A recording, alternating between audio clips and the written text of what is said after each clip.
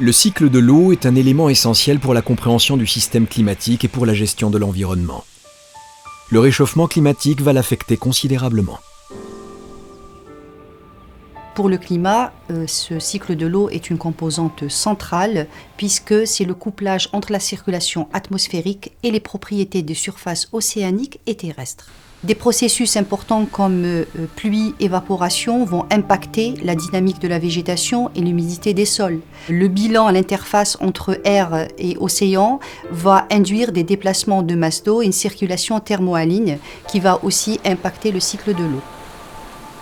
Le CNES, en coopération internationale, est associé à de nombreuses missions spatiales pour suivre les paramètres du cycle de l'eau, comme les satellites SMOS, Spot Pléiades mégatropiques et les satellites altimétriques qui surveillent le niveau des grands lacs, fleuves et mers fermées. Depuis le lancement de Topex Poséidon il y a une vingtaine d'années, on est en mesure de suivre l'ensemble des continents, sur les continents des lacs, des rivières, des plaines d'inondation. Simplement, on s'est aperçu assez rapidement qu'il y avait un certain nombre de limitations qui étaient liées à la technique, à l'orbite, et qui nous empêchaient de le suivre de façon parfaitement globale et continue. En 2013 a été lancé le satellite SARAL. Grâce à sa nouvelle fréquence, il permet de suivre les lacs et les fleuves de plus petite taille. Jason 3 va assurer la continuité des séries temporelles. Puis, dans un futur proche, le nouveau satellite Sentinel-3 va améliorer encore la focalisation.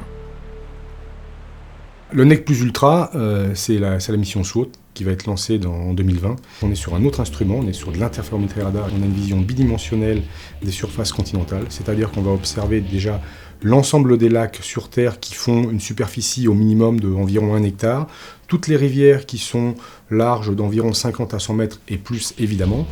L'autre intérêt très grand de SWOT, c'est qu'on va également avoir les contours d'eau. Tous les mois, on va fournir des contours d'eau. Et ça va nous donner accès à 2 paramètres essentiels, les variations de stock d'eau sur les lacs et sur les réservoirs, et les débits sur les rivières.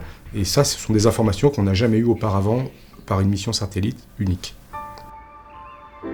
SWOT, c'est une mission essentielle. Elle s'inscrit dans la coopération et la success story avec la NASA depuis plus de 25 ans. C'est une rupture technologique majeure puisque pour la première fois, elle va permettre l'acquisition de mesures inédites à l'échelle planétaire, que ce soit pour l'océanographie ou pour l'hydrologie continentale, et donc répond à l'enjeu du cycle de l'eau.